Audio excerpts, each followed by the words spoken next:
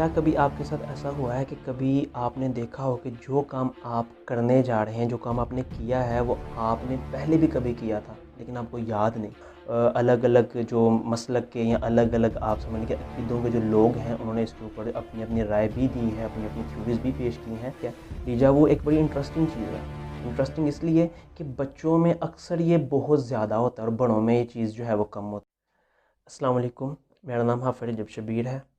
क्या कभी आपके साथ ऐसा हुआ है कि कभी आपने देखा हो कि जो काम आप करने जा रहे हैं, जो काम आपने किया है, वो आपने पहले भी कभी किया था, लेकिन आपको याद नहीं? मिसाल के तौर पे आप किसी जगह से गुज़रते हैं और आपको लगता है यार इस जगह से मैं पहले भी गुज़रा था कभी ना कभी, लेकिन याद नहीं ये काम मैंने पहले भी किया। मिसाल के तौर पे आप चाय पी रहे हैं, आपके साथ अपने दोस्त से बात कर रहे हैं, तो एक थोड़े से लम्हे के लिए आपके दिमाग में ख़्याल आता है कि यार इसी तरह मैं पहले भी कभी चाय पी रहा था, यही मौसम था, यही मेरे सामने दोस्त था और यही बात हो रही थी। लेकिन वो कब की बात है? याद नहीं आता। बड़ा दिमाग के ऊपर ज़ोर डालते हैं, नहीं याद आता। या इसी तरह आप कहीं से गुज़र रहे हों, पाँव फिसल जाता है, किसी पत्थर से ठोकर लग जाती है, तो हमें लगता है यार इस पत्थर से मैंने पहले भी ठोकर खाई है, इसी तरह यही माहौल था, यही दिन था, इसी तरह का खुशगवार माहौल था, या इसी तरह मैं यहाँ से एक दफ़ा पहले भी फिसला हूँ, लेकिन कब? याद नहीं। बड़ा दिमाग के ऊपर ज़ोर डालते हैं। ये बड़ा ही छोटा-सा थोड़ी ही देर के लिए ये वाक़या हमारे दिमाग में आता है। 1 सेकंड से भी कुछ लम्हे के लिए, समझे, कुछ लम्हे के लिए आपके दिमाग में ये बात आती है कि बस था, कब था सोचेंगे, नहीं याद आया, हम उसको छोड़ देते हैं। यार पता नहीं क्या है ये। और थोड़ी देर के लिए हम लोग कन्फ्यूज़ भी हो जाते हैं। यार सोचने लग जाते हैं अपने जो भी एक्टिविटी, जो भी काम है उसको छोड़ के, यार ये क्या था? सोचेंगे, नहीं दिमाग में आएगा, छोड़कर आगे बढ़ जाएँगे। अब ये चीज़ होती क्या है? क्या है ये कि जो हमारे दिमाग में जो चीज़ आती है कि ये काम पहले भी किया, थोड़ा-सा क्या है? इस टर्म को कहा जाता है डेजा वू। डेजा वू जो है ये बेसिकली फ्रेंच ज़ुबान का लफ़्ज़ है, जिसका इंग्लिश के अंदर मीनिंग होता है ऑलरेडी सीन, यानी कि वो चीज़ जो पहले से ही देखी हुई हो। यानी कि आपकी ज़िंदगी के वो वाक़यात जो आपको लगे कि हमने ये काम पहले भी किया था, लेकिन ये ना याद हो कि कब किया था, कैसे किया था, या ख्वाब में किया था, वो बात दोबारा से हमारे सामने आ चुकी हो, ये हकीकत बन के, लेकिन देखा है कहीं न कहीं, तो इसको कहा जाता है डेजा वू। अब ये एक ऐसी मिस्ट्री है जो कि अभी तक सॉल्व नहीं हुई, ना ही साइंटिफिकली और ना ही रिलीजियसली। इसके ऊपर बहुत से क्वेश्चंस हैं और इसके मुतल्लिक बहुत सी थ्योरीज़ भी मौजूद हैं। बहुत से साइंटिस्ट ने और बहुत से मज़हबी स्कॉलर्स ने अलग-अलग जो मसलक के या अलग-अलग आप समझ लीजिए अक़ीदों के जो लोग हैं, उन्होंने इसके ऊपर अपनी-अपनी राय भी दी है, अपनी-अपनी थ्योरीज़ भी पेश की हैं। लेकिन इनकी जितनी भी थ्योरीज़ हैं, कोई भी ऐसी एक थ्योरी नहीं है जिसके ऊपर तमाम के तमाम लोग जो हैं वो यकीन कर सकें। हर थ्योरी के ऊपर हज़ारों सवालात उठ सकते हैं और उठाते भी हैं लोग। ऑलमोस्ट 40 से ज़्यादा थ्योरीज़ पेश की गई हुई हैं डेजा वू के ही ऊपर, ठीक है। डेजा वू एक बड़ी इंटरेस्टिंग चीज़ है। इंटरेस्टिंग इसलिए कि बच्चों में अक्सर ये बहुत ज़्यादा होता है और बड़ों में ये चीज़ जो है वो कम होती है। मतलब बच्चे अक्सर, जब आप छोटी उम्र में थे, आपने इसको बहुत दफ़ा एक्सपीरियंस किया होगा, लेकिन जैसे-जैसे आप लोग बड़े होते हैं, आप इसको बड़ा कम एक्सपीरियंस करते हैं।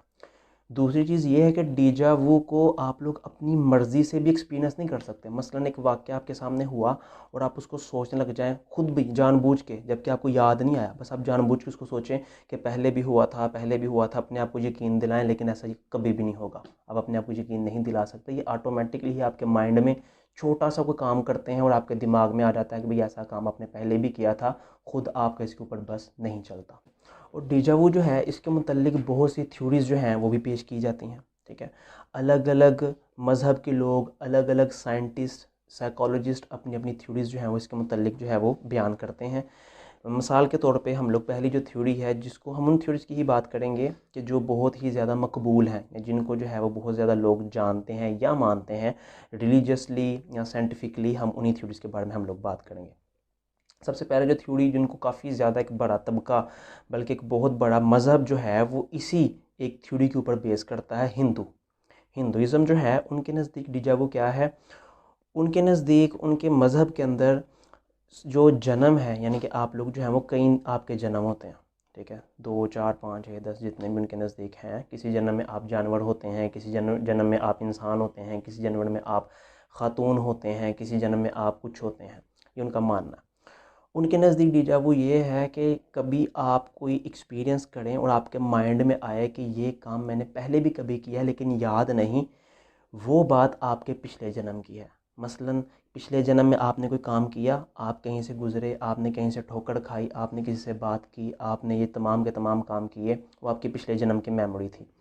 अगला जब आपका जन्म हुआ तो आपकी सम टाइम आपकी जो मेमोरी है वो पिछले जन्म की मेमोरी के साथ जो है वो मिल जाती है, और पिछले जन्म की कुछ यादें आपके जो है वो इस जन्म के अंदर, इस प्रेजेंट के अंदर आ जाती हैं, जो कि आपको याद करने पे भी याद नहीं आता कि यार ये काम मैंने किया तो नहीं था, बट मेरे दिमाग में ये बात कहाँ से आ गई है। तो वो मेमोरीज पिछले जन्म की होती हैं।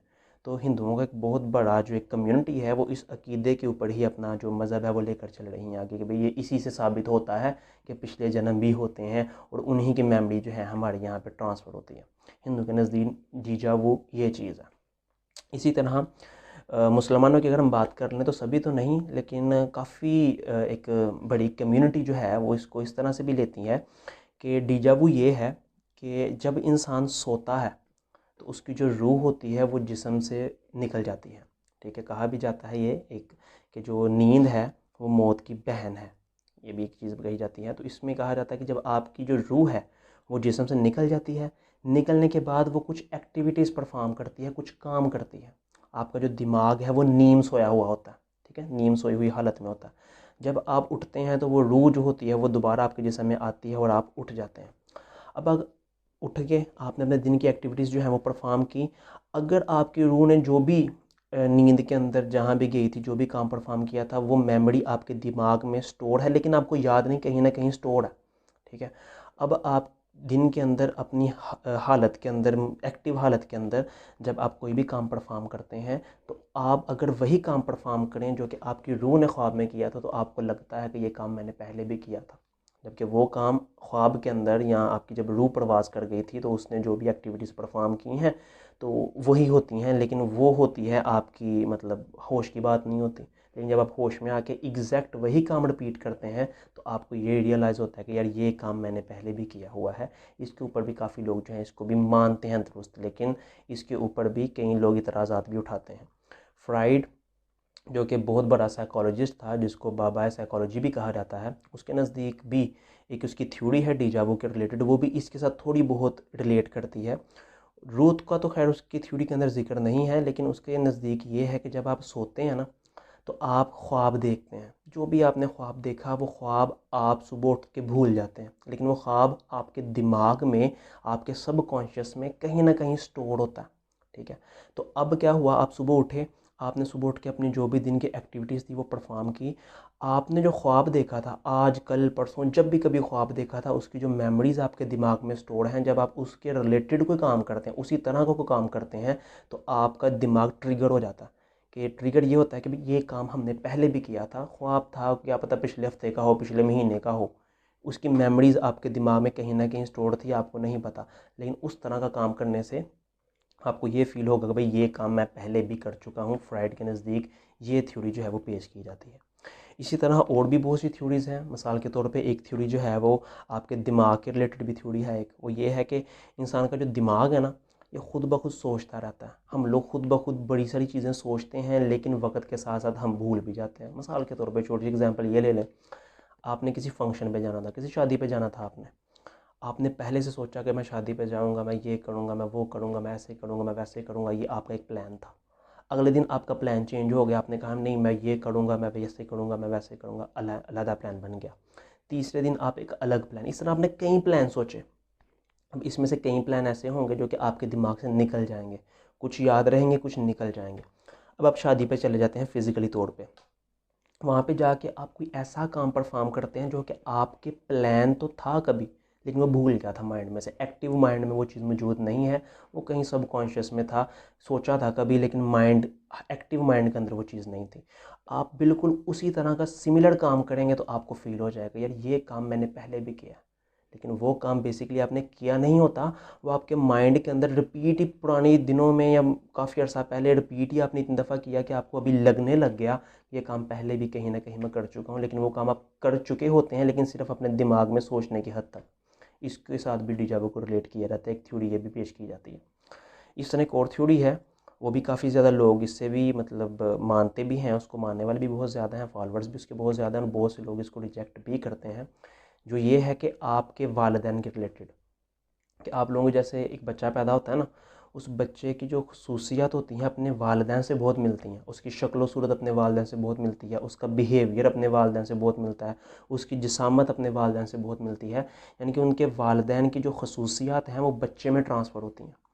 तो थ्योरी ये है कि जिस तरह वालिदैन की खसूसियात बच्चे में ट्रांसफ़र होती हैं, इसी तरह वालिदैन की कुछ मेमोरीज़, कुछ यादें भी बच्चे के अंदर ट्रांसफ़र होती हैं। अब जो काम उसके वालिदैन ने किए होते हैं उसकी कुछ मेमोरीज़ बच्चे के दिमाग के अंदर आ जाती हैं, एक्टिव में नहीं, आपका जो भी सबकॉन्शियस है उसके अंदर वो मेमोरीज़ जो हैं वो स्टोर होती हैं।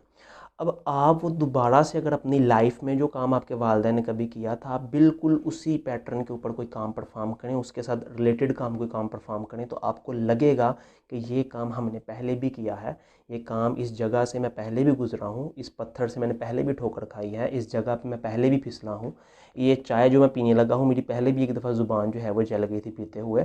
तो बेसिकली वो मेमोरीज़ आपकी नहीं, आपके वालिदैन की होती हैं जो कि आप में शिफ्ट हो चुकी होती हैं। एक ये भी थ्योरी है। और जैसे कि मैंने आपको कह दिया कि ये थ्योरीज़ ही हैं जस्ट, इसके ऊपर डीजावू के ऊपर कोई भी ऐसी थ्योरी मौजूद नहीं है जिसके ऊपर आप लोग कहेंगे ये बिल्कुल परफेक्ट है, ये बिल्कुल दुरुस्त है। हर थ्योरीज़ के ऊपर कई किस्म के एतराज़ात जो हैं वो उठते हैं और लोग उठाते भी हैं। इसके सपोर्ट के लिए बहुत सी थ्योरीज़ पेश की जाती हैं और इसके अगेंस्ट भी बहुत सी थ्योरीज़ पेश की जाती हैं।